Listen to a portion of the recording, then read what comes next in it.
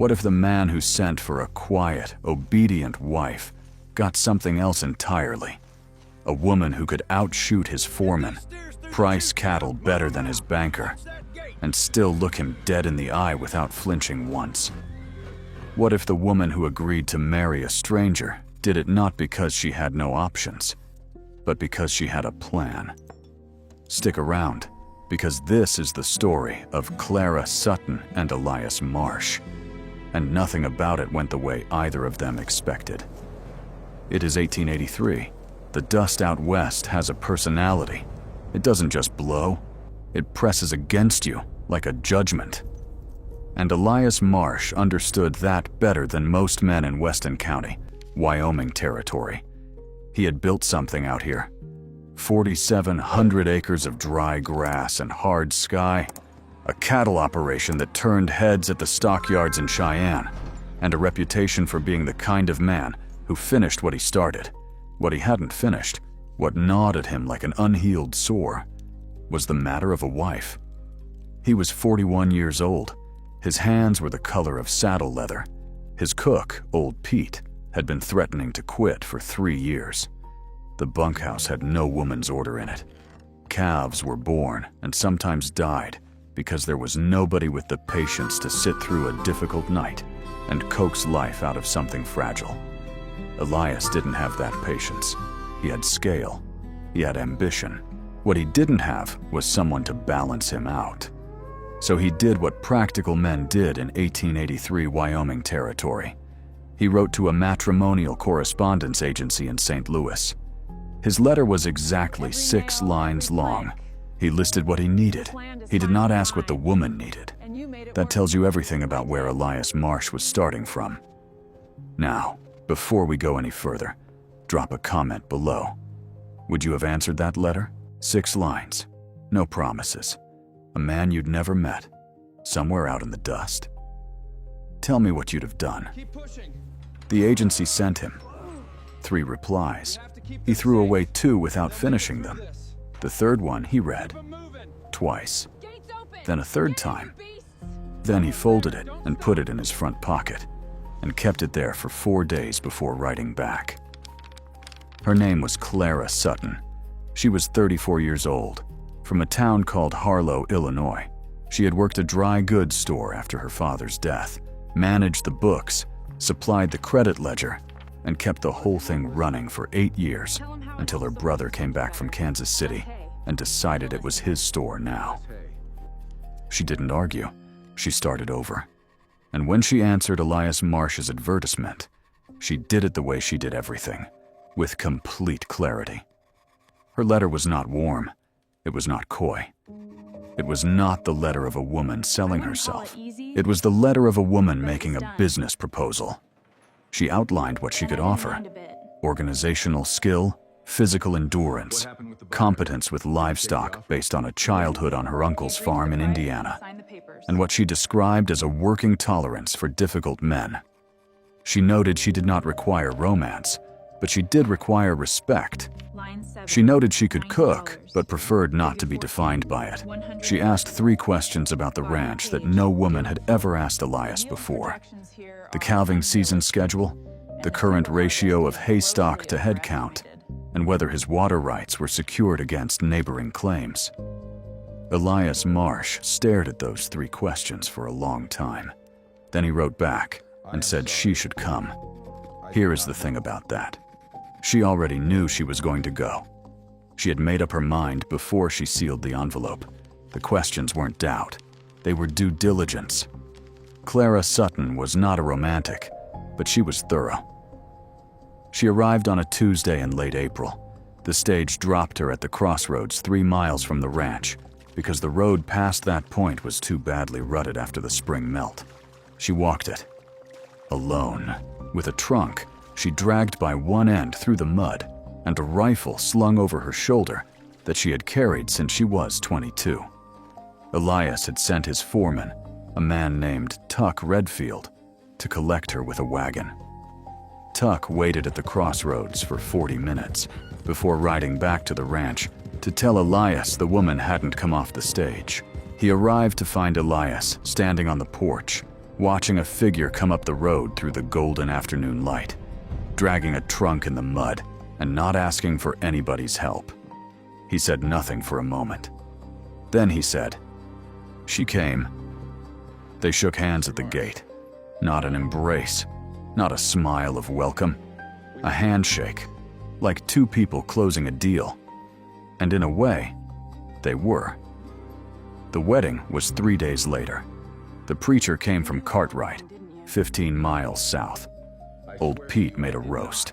The foreman stood in as witness. It took 8 minutes. And when it was done, Clara Marsh, she had taken his name the same businesslike way she'd done everything else, asked Elias for a full accounting of the ranch finances by end of week. He was so startled he said yes before he thought about it. Now here's where this story starts to turn. Elias Marsh had a problem he hadn't told the agency about. He hadn't told anyone, really, except his banker in Cheyenne, a man named Hollis Greer, who had been patient, but was running out of it. The ranch carried debt. A bad year in 1881, a drought that killed 200 head and forced him to sell the south pasture, had left him short on collateral. He had borrowed against his water rights to keep the operation going. And now, Hollis Greer wanted to renegotiate those terms, or take the water. Without the water, the ranch was dust, literally. Elias had told himself he'd figure it out. He'd been telling himself that for 14 months. What he hadn't counted on, what none of his mental calculations had included, was a wife who read ledgers the way other people read novels. Something is missing. Clara found the debt on day 4. She didn't make a scene. She came to him in the evening while he was checking the fence line reports with Tuck, and she said, quietly, without drama, "I read the accounts. We need to talk about the water rights." Tuck made himself scarce. Elias waited for judgment. He had braced himself for it his whole life, and here it was. A woman who had walked into a bad situation and now had every right to be furious. She wasn't furious. She was thinking. She sat down at the table. She had a piece of paper. She had done the math already. She outlined 3 options. Restructure the note with Greer by offering a share of the spring cattle run. Approach a competing lender in Denver she had corresponded with through the dry goods business. Or sell the North herd now at current prices before the summer, heat dropped weights, and sell at a premium she had already calculated. Elias looked at that paper for a long time. He was not a man who liked being outpaced. He was not a man who handled surprise well, but he was, underneath all of it, a man who wanted the ranch to survive. He said, "How did you calculate the premium on the North herd?" She said, "I asked old Pete which ones were in best condition, and I walked the field this morning." He said, I did that. "You walked the whole North field this morning?" She said, "I woke up early, and right there, in that kitchen, over a piece of paper with numbers on it, These numbers something shifted between them. Not romance, not yet. Something older and more durable than romance. Mutual recognition. The understanding that you are looking at someone who is genuinely capable. Before we go on, this is the part of the story where things get complicated. And if you want to see how it ends, make sure you're subscribed, because we are barely halfway through what Clara Sutton did to that ranch, and to the man who thought he was getting a quiet wife. Elias took Clara's second option. He wrote to the Denver lender. Clara drafted the letter. It was, by every account Elias could measure, better than anything he would have written himself. The terms they negotiated over the following 6 weeks were favorable enough that Hollis Greer in Cheyenne was cut out of the picture entirely. The water rights were secured. The collateral was restructured around the cattle operation, which was, Clara had been right, performing better than the ledger suggested once you accounted for a deferred invoice from the Cheyenne stockyard that hadn't been posted correctly. That last detail she found on a Sunday afternoon. She didn't say anything until Monday morning. She just put the corrected figure in front of Elias with breakfast. He looked at it. He said, "This is $340 different." She said, "Yes, it is."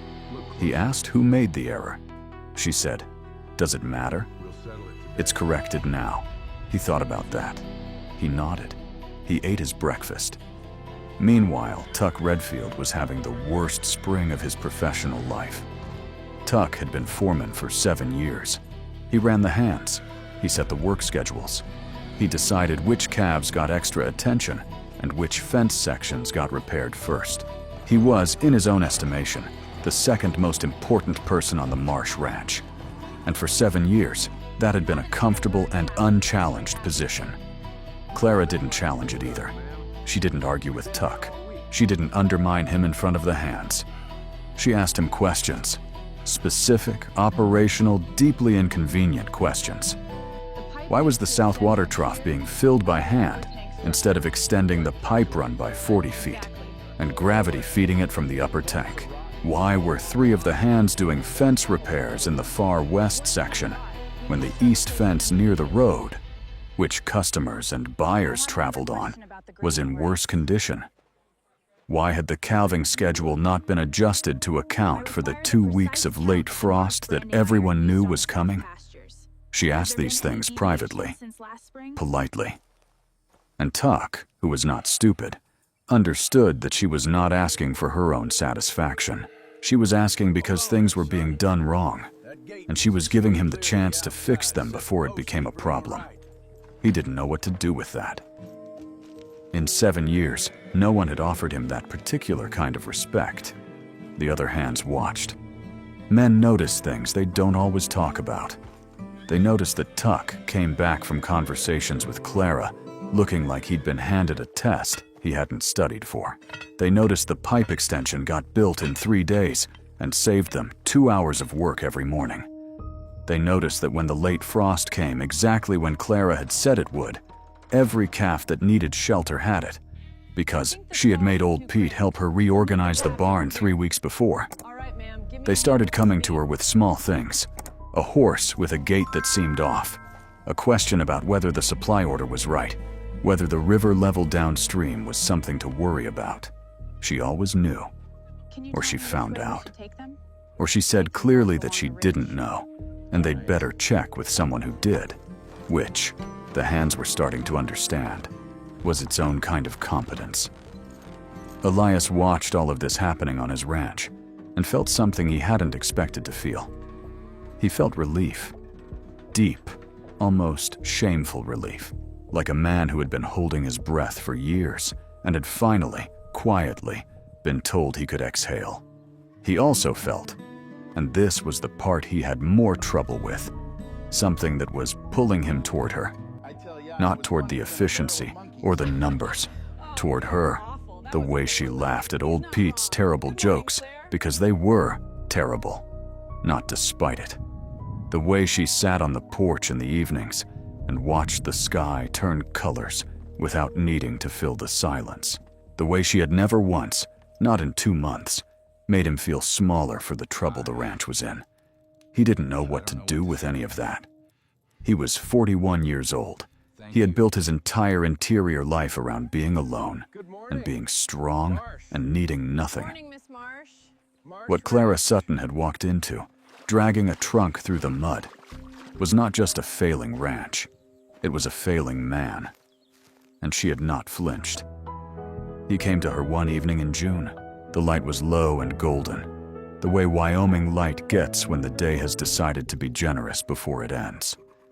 She was sitting with the ranch accounts, updating the ledger with a steady hand. He sat down across from her. He said, and it cost him, she could see it in his jaw, "I want you to know that I understand what you've done here, for the ranch, and I want you to know that He stopped. He wasn't built for this. He tried again. "I'm glad you came." She looked at him for a long moment. Then she said, "I had already decided to come before I sealed the letter.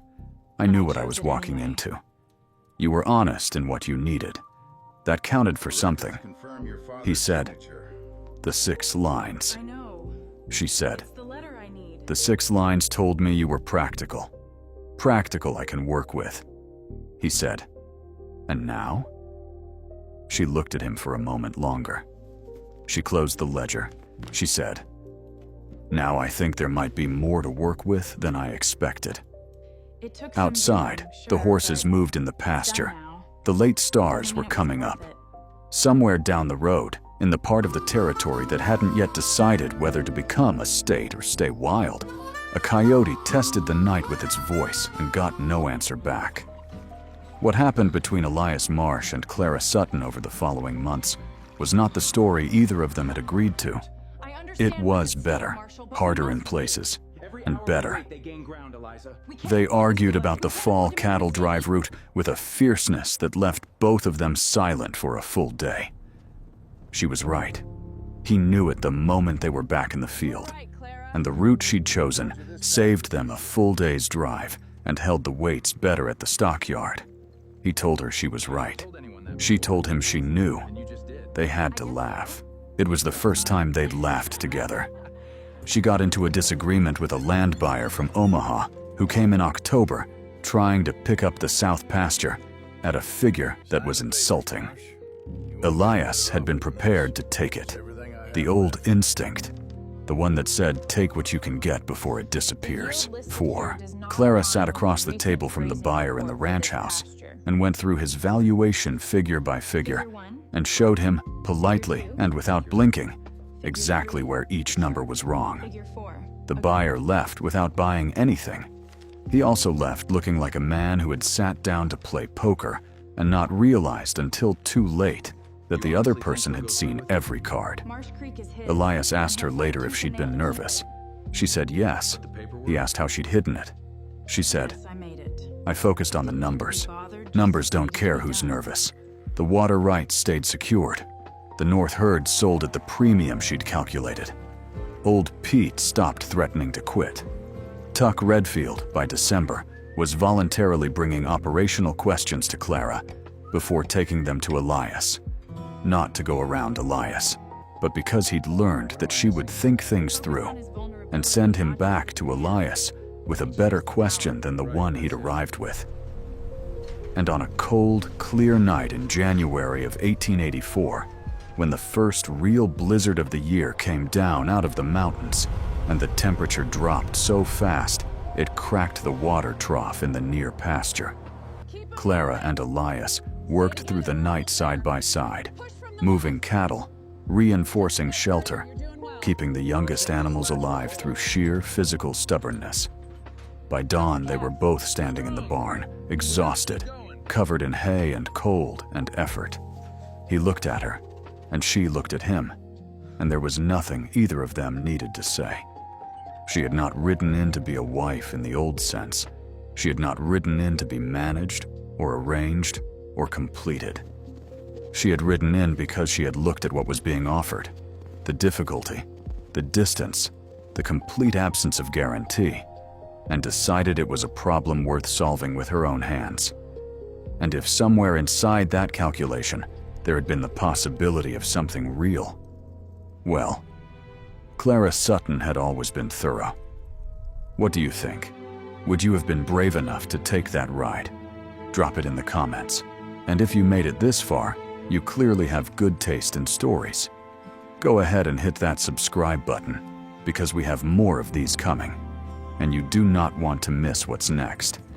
The Wyoming Territory, in those years, was full of people who had come from somewhere smaller and tried to become something larger. Most of them didn't make it. The ones who did were not always the strongest, or the fastest, or the ones with the most land. Sometimes they were just the ones who looked at a hard situation and asked the right 3 questions before anyone else thought to ask any.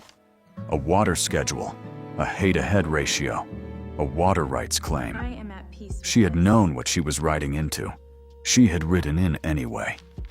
This story, like all the stories we tell here, is an artistic reconstruction created with the help of artificial intelligence, developed as an independent creative work intended to entertain and offer something worth thinking about.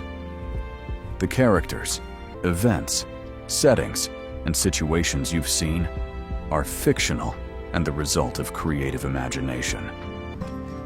For historical context on the American West, the period of Western settlement, and the lives of women in the frontier era, we encourage you to explore academic sources, archival records, and the excellent work of historians who have dedicated their careers to telling those real stories with the accuracy they deserve.